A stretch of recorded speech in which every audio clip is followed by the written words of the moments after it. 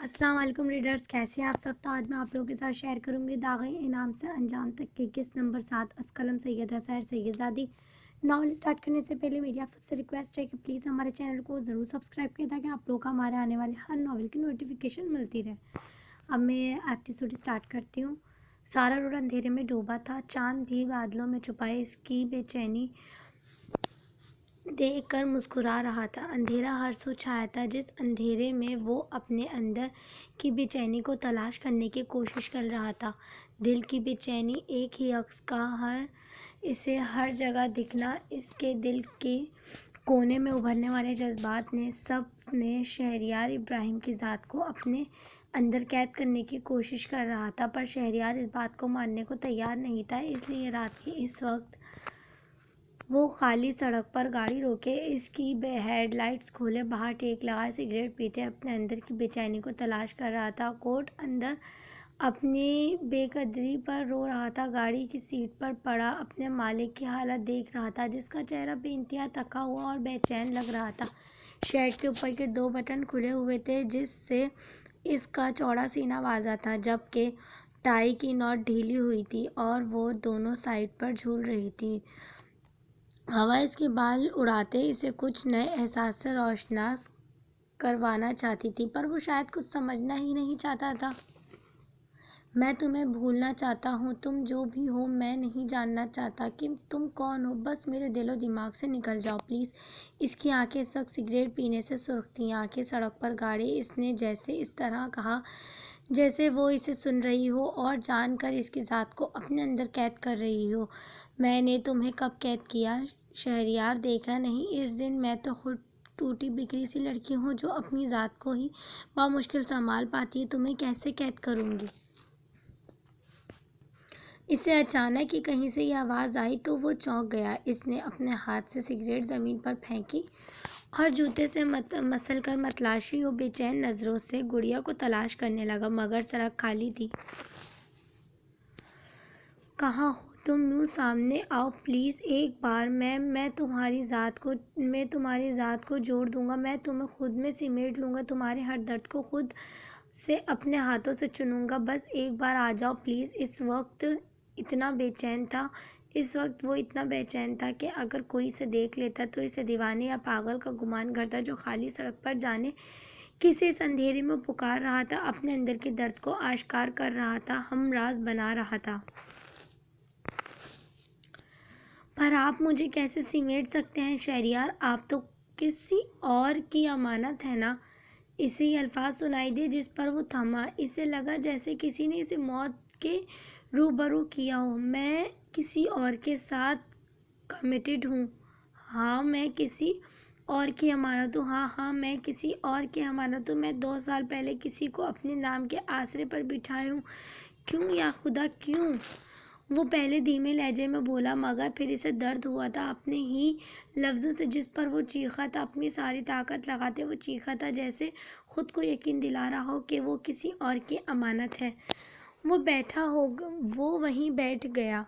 بیچ سڑک پر آنسو نکلے تھے جو جھکے سر کے ساتھ سڑک پر اپنے نشان بنا رہے تھے، ایک محبت کرنے والے دل کی داستان خود میں لکھ رہے تھے۔ اس وقت اپنی ماما کے پاس بیٹھی تھی، مگر دماغ میں شیان کا کی کہیں صرف شیان ہی تھا۔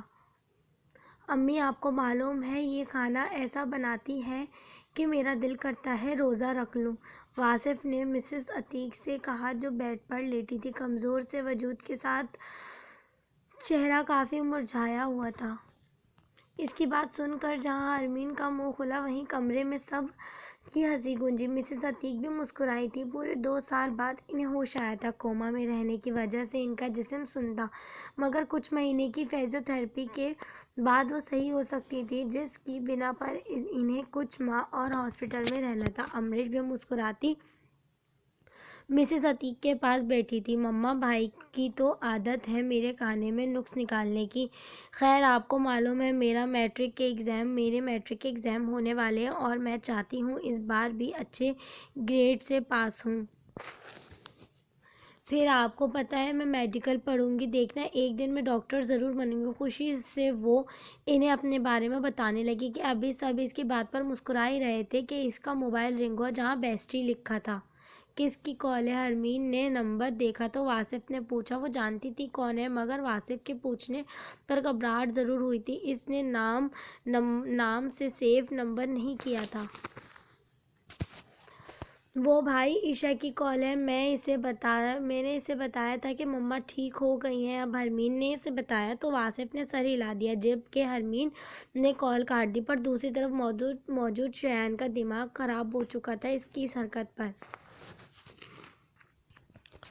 کال اٹھاؤ ہرمین۔ شایان چائے کے کارنر پر اس وقت اکیلا بیٹھا تھا اور بار بار ہرمین کا نمبر ڈائل کر رہا تھا، پر دوسری طرف سے کال اٹھائی نہیں جا رہی تھی۔ اس نے میسج ٹائپ کیا، اگر تم نے ابھی کال نہ اٹھائی تو کبھی بھی بات نہیں کرنا مجھ سے، سمجھی؟ شایان کا انداز کافی غصے والا تھا۔ اس نے پھر کال لگائی جو 4 بیل کے بعد اٹھا لی گئی۔ ہیلو، کہاں تھی تم؟ اس نے کال اٹھاتے پوچھا تو ہرمین نے ایک گہری سانس لی۔ وہ بھائی سے واش روم کب بولتی باہر آئی تھی اور ایک سائڈ پر آ کر اس نے کال اٹھائی تھی۔ شایان، میں مما کے پاس تھی، وہ ہوش میں آ گئی ہیں تو ہم ہاسپٹل میں ہیں، اس نے کہا تو شایان نے ایک گہری سانس لی۔ پھر مسکرایا۔ تمہیں معلوم ہے آج رات کیا ہے؟ شایان نے جیسے اس سے جاننا چاہا، جبکہ کچھ زور دینے کے بعد ہرمین کو یاد آ ہی گیا تو مسکرائی۔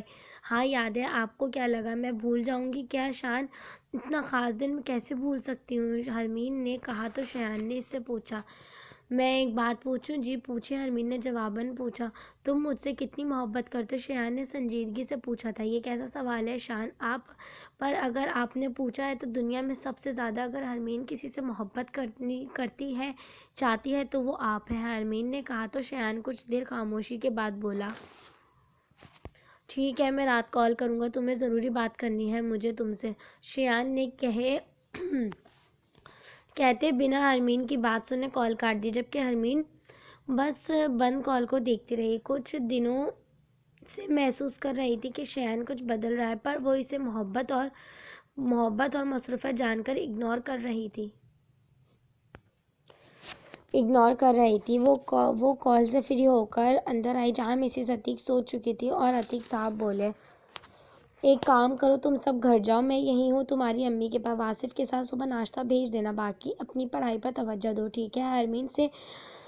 ہرمین سے کہتے انہوں نے واصف سے بھی کہا تو واصف نے سر ہلا دیا۔ بابا کیا میں امریش کو بھی ساتھ لے جاؤں ورنہ رات مما کو تنگ کرے گی اس نے کہا تو سر ہلاتے وہ سوئی امریش کو اسے دے گا، جبکہ وہ اسے لے کر گھر آ گئی، مگر اسے آتے وقت گلی کے کونے پر شایان ضرور دکھا تھا، اپنے چند دوستوں کے ساتھ بیٹھا۔ وہ ایک نظر سے دیکھتے گھر کی جانب دیکھنے لگے۔ ہرمین، میں بابا کے پاس ہی جا رہا ہوں، پتہ نہیں رات انہیں کسی چیز کی ضرورت نہ لگے، تم دروازہ نہ کھولنا، اوکے؟ میں صبح فجر کے بعد آؤں گا، اپنا خیال رکھنا۔ واصف نے انہیں دروازے تک چھوڑا اور ہرمین سے بولتے چلا گیا تو ہرمین نے سر ہلاتے گھر کا دروازہ اچھے سے بند کرتے اندر آ گئی۔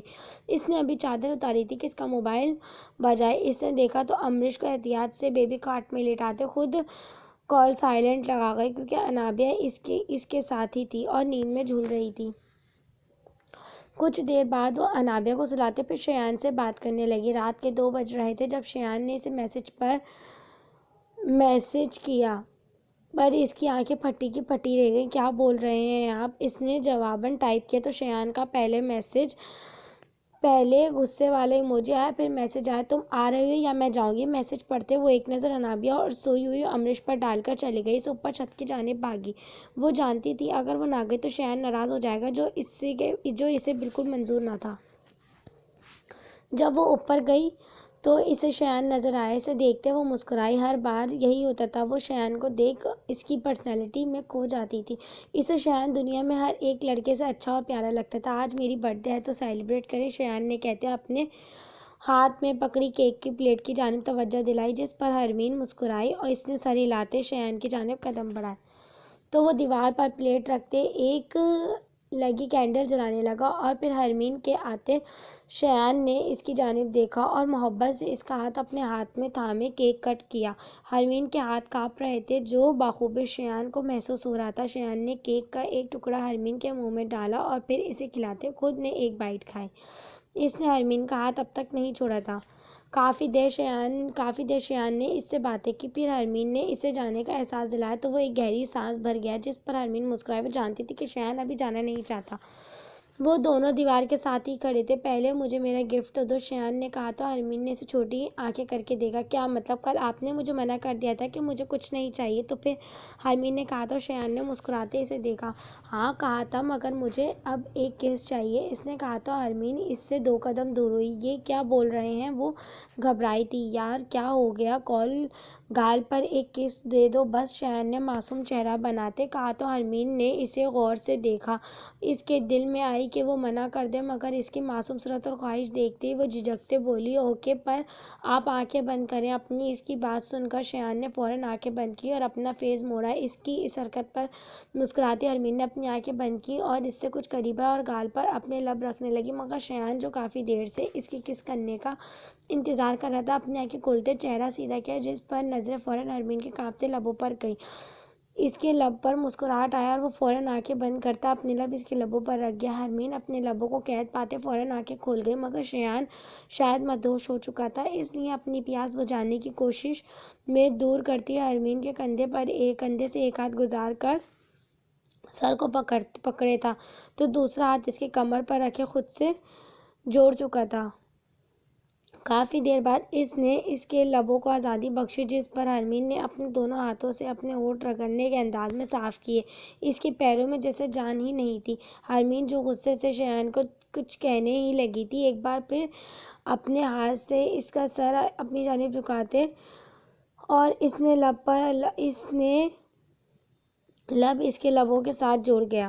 کچھ دیر بعد اس نے ہرمین کو نرمی سے خود سے الگ کیا۔ شان یہ کیا بدتمیزی تھی؟ وہ غصے سے دبی دبی آواز میں بولی تو شان مسکرائی، یہ میری محبت تھی اور میرا گفٹ تھا، بائے اپنا بہت خیال رکھنا۔ یہ کہتے اس نے ہرمین کے ماتھے پر جلدی سے بوسہ دیا اور جیسے آیا تھا ویسے ہی چلا گیا۔ ہرمین اس کے جاتے ہی وہیں زمین پر گرنے کے انداز میں بیٹھی۔ اس کے دل کی دھڑکنیں جیسے نارمل ہونے کا نام ہی نہیں لے رہی تھیں اور اپنے کانوں میں ڈھول کی مانند بجتی ان دھڑکنوں کی آواز سن سکتی تھی۔ عجیب ہیں یہ اور برے بھی، اس نے جیسے خود سے کہا۔ کچھ دیر تک اپنی بے تال بجتی دھڑکنوں کو سنبھالنے کے بعد وہ نیچے آئی، جیسے آئی تھی ویسی چلی بھی گئی۔ آج وہ نماز سے فری ہونے کے بعد نیچے روز کی طرح آئی اور شمائلہ بیگم کو ناشتہ کرواتے وہ انہیں دیکھنے لگی، جو اسے عام دنوں کی نسبت کچھ بیمار لگ رہی تھیں۔ مما آپ ٹھیک ہیں؟ گڑیا نے ان سے پوچھا تو وہ سر ہلا گئی۔ میں آپ کو ہاسپٹل لے کر چلتی ہوں، چلیں۔ اس نے انہیں اٹھانا چاہا جب وہ منع کر گئی، نہیں مجھے نہیں جانا، اب مجھے تمہارے بابا کی بہت یاد آ رہی ہے، شمائلہ بیگم نے کہا تو گڑیا کی آنکھیں نم ہوئیں۔ وہ بھی تو اپنے بابا کو مس کرتی تھی اور بہت مس کرتی تھی۔ چلیں رات کو آپ کو بابا کے پاس ملانے چلوں گی، ٹھیک ہے؟ اس نے کہا تو وہ مسکرائی۔ ٹھیک ہے، انہوں نے پرسکون انداز میں کہا، مگر گڑیا شاید غور نہیں کر پائی۔ مما میں آج آپ کو لے کر چلوں گی، پر اپنا آپ خیال رکھنا، آپ کو معلوم ہے نا شام پارٹی ہے تو رات تک فری ہو جاؤں گی، 8 بج جائیں گے، ٹھیک ہے؟ آپ نے اپنا خیال رکھنا ہے، گڑیا نے اپنا لیپ ٹاپ اٹھاتے کہا تو وہ سر ہلانے لگی۔ گڑیا نے آج پیچ کلر کی لانگ فراک ساتھ ہم رنگ کا حجاب کیا تھا اور بلیک کلر کی شال اپنے گرد ڈالی ہوئی تھی۔ لبوں پر ہلکی گلوز تھی جو آج اس نے ایک عرصے بعد لگائی تھی۔ اللہ حافظ مما، اس نے شمائلہ بیگم سے کہتے ان کا ماتھا چوما تو وہ مسکراتی اس کا ماتھا چوم گئی۔